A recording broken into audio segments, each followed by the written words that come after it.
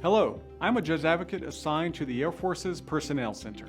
If you're watching this video, you are likely considering or are preparing to participate in the Department of the Air Force's SkillBridge program.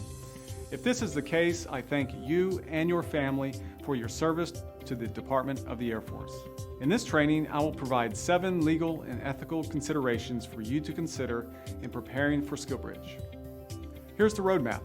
We will discuss your status during the program, avoidance of conflicts of interest, how to spot and handle gifts that may be offered by employers, use of government resources during the program. We'll also discuss restrictions on SkillBridge providers. I'll summarize non-disclosure agreements or non-competition agreements. Finally, we'll end with a discussion on SkillBridge participation with providers completing DAF contract deliverables. Quick disclaimer before I get started. This training serves only to provide a general familiarization of these topics and is not a substitute for legal advice pertaining to your specific participation. Accordingly, if you have specific legal questions about your participation in SkillBridge, please see your local legal office ethics counselor. Our first topic is status of SkillBridge participants. In accordance with Air Force Instruction 36-3003, Table 3.6, Rule 23, participants are placed in a permissive TDY duty status. The DoD Financial Management Regulation at Volume 9 describes this status as an authorized administrative absence not chargeable to leave and for which per diem and transportation allowances are not payable. However, even though it is an approved absence from the workplace, participants are still on active duty and subject to the Uniform Code of Military Justice. Accordingly, all must continue to uphold the standards of conduct expected of them as airmen or guardians. This includes participating in training for the time periods expected, maintaining accountability with your unit, giving a good faith effort, and exhibiting professional conduct at all times. Failing to do so could result in participants being returned to duty and receiving discipline from their chain of command. The next topic addresses conflicts of interest. Although post-government employment rules do not apply to SkillBridge participants since members are still on active duty, conflict of interest rules do apply. Firstly, in accordance with 18 U.S.C. 203 and 205, military officers, before separation or retirement, will not act as another's agent before any federal agency. Accordingly, officers engaging in training with non-federal SkillBridge providers will ensure they stay behind the scenes by not working in government offices and not communicating with government personnel. Officers interested in a SkillBridge program requiring them to work for a federal contractor, specifically in a federal workplace, should contact their local installation ethics counselor to review in order to understand their limitations based on the training plan involved and the current law. Regarding officers and enlisted personnel, 5 CFR Part 2635 and the Joint Ethics Regulation prohibits members from participating personally and substantially in an official capacity for the Department of the Air Force on any matter specifically involving their SkillBridge provider. Thus, once SkillBridge participants begin SkillBridge training programs, they cannot take any official actions on behalf of the Department of the Air Force as it pertains to their selected SkillBridge provider. In fact, once an airman or guardian identifies a SkillBridge training provider and has begun the application process, the member should recuse themselves from acting in an official capacity in any particular matters directly and predictably affecting the provider's financial interests. For more information, see 18 U.S.C. 208, 5 CFR 2635, and JER Section 8-100. Finally, SkillBridge participants should also consider post-government employment restrictions when selecting a training provider. Even though these restrictions apply post-separation or after retirement, participants should nonetheless keep this in mind to avoid selecting a provider and later accepting employment without fully understanding potential employment limitations.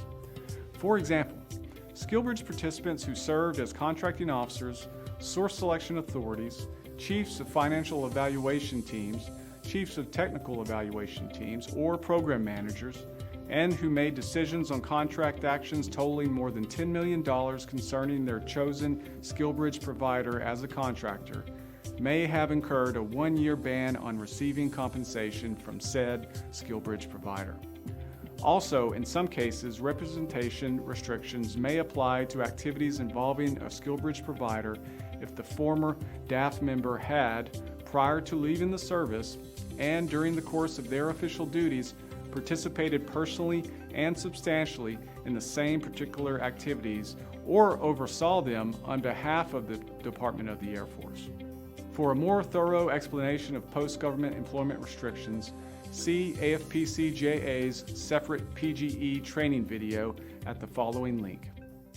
The next topic is ethics rules surrounding gifts from the SkillBridge provider. Generally, a military member may not accept a gift from a prohibited source or when the gift is given because of the member's official position. See 5 CFR 2635-202 for more information. Some SkillBridge providers are prohibited sources because they are either seeking to do business with the Department of the Air Force or they are currently doing business with the Department of the Air Force. However, there are exceptions that apply. First, some of you may have heard about the 2050 de minimis exception, which states a member may accept a gift with a market value of $20 or less per occasion or $50 total from one source during a calendar year. There is also an exception which more directly applies to the SkillBridge scenario. This exception, 5 CFR 2635.204E, applies to gifts based on outside business or employment relationships. In such cases, the employee may accept modest food and refreshments at work, on-site gym access, on-site cafeteria access as well as childcare, meals and social events, company shuttle service, short-term travel for company training, etc. The key is these perks or gifts must be provided based on the employment relationship a SkillBridge participant has with the provider as a company trainee, not as a military member. The best way to know if this is the case is if the other non-military trainees and employees at the company are provided the same perks of employment. If they are not, then the gifts are likely not appropriate for a SkillBridge member to accept. Some final points before we move on to the next topic. First, federal gift rules are complex and fact-dependent. The analysis may vary depending on the gift, the donor, and the circumstances. If members have any questions concerning the propriety of a gift offered by a SkillBridge provider, the members should contact their installation legal office ethics counselors for review. Second, it's worth noting the prohibition on accepting compensation from a SkillBridge provider. DAF education offices routinely notify SkillBridge participants and providers of this restriction. However, it is worth differentiating the ban on compensation from perks you may receive from a SkillBridge provider. Specifically, 18 U.S.C. 209 and JER 5-404 prohibit officers and enlisted members from receiving supplemental salaries. Note that this ban applies to members in a permissive TDY status, as they are receiving active duty pay to complete transitional job training. Accordingly, SkillBridge participants are prohibited from receiving compensation or commissions from their provider for any services provided when on permissive TDY status, whether this compensation occurs during the permissive TDY period or after the member leaves active duty. Finally, it is important to clarify that members completing SkillBridge training on their personal terminal leave time are not subject to the compensation ban. Members participating in the SkillBridge program also need to take caution to not use their access to government resources to the benefit of a SkillBridge provider's private or commercial purposes. The Joint Ethics Regulation Section 2-301 explains that government communication systems, equipment, and property, to include security credentials, are for official use only. Accordingly, if a SkillBridge provider requests a member use her DAF-issued email account in order to retrieve other DoD employee contact information to further the provider's private or commercial purposes, the member is prohibited from doing so. This action could subject the member to discipline for unauthorized release of controlled, unclassified information. Ultimately, members must notify their assigned education office counselor as well as request supervisory and legal review of any SkillBridge provider requests that they use their access to government resources in furtherance of the training program. To be clear, the member's access of concern here is any access granted as a result of his or her official duties or status as a DAF military member. Thus, if a SkillBridge provider specifically requests and receives member access to DAF resources for purposes of the training program, there are no concerns. This could occur in the situation where the provider has an existing contract with the Department of the Air Force and requests the member access to a government resource as it would for any other employee or trainee. The next topic concerns SkillBridge provider eligibility. All SkillBridge providers must submit an application to receive approval through the DoD SkillBridge program. Although some vetting does occur in regards to the quality of the program during this process, airmen and guardians should remain aware of some key points. First, 10 U.S.C. 1143 Echo, the U.S. statute authorizing the SkillBridge program, makes clear its intent is to help prepare members for employment in the civilian sector. Accordingly, airmen and guardians should only choose programs which provide new or advanced skills to enhance their probability of post-service employment in order to prevent waste of personnel appropriations and ensure DAF receives an appropriate return on its investment. For example, SkillBridge programs with past employers or entities owned by family members are not approved as they do not significantly enhance the prospective employability of the transitioning member. Second, because SkillBridge participants are still on active duty, they should not engage in any political activities with the SkillBridge provider. This includes not applying for opportunities with overtly political non-federal entities. This also includes avoiding participation in any SkillBridge provider activities violating political activity restrictions on military members, such as campaign, fundraising, or distributing partisan political literature. You can learn more about prohibited political activities in the DoD Directive 1344.10 and AFI 51-508. Finally, SkillBridge participants should always notify their chain of command and education offices of the following: if there are concerning conditions within their training program, whether discrimination or harassment is occurring, if there are safety issues, failures to follow the training plan, advocacy of supremacist or extremist ideology, etc. Otherwise, SkillBridge members' participation in such matters could subject them to Uniform Code of Military Justice action, depending on the character of their involvement.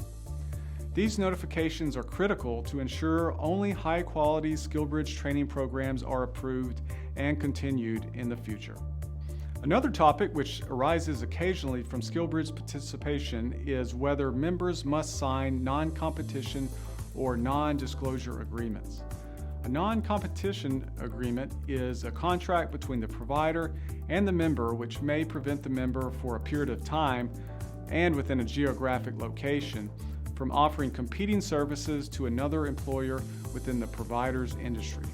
These types of agreements between employers and employees have recently garnered considerable scrutiny concerning their effects on worker mobility, as seen in the July 2021 executive order signed by President Joe Biden.